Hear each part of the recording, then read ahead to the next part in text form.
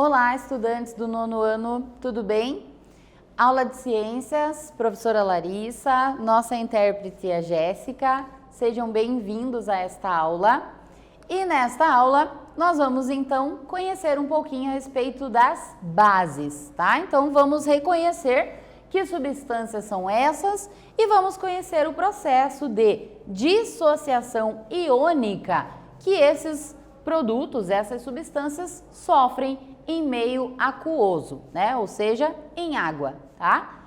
Então vamos começar observando esta imagem, alguns produtos que facilmente a gente encontra nas casas.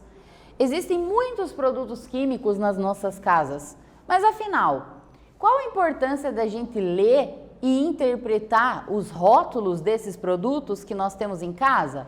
Alguma vez você já pensou sobre isso?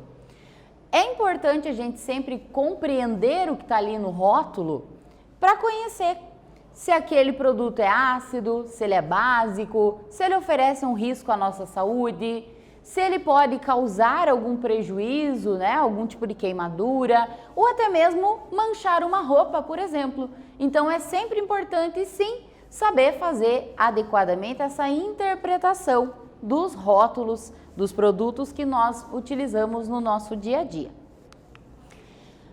Temos aqui uma matéria que saiu no portal, no site lá da UOL. Olha só, azia, bom é mudar hábitos. Se ela se repete e é intensa, melhor investigar.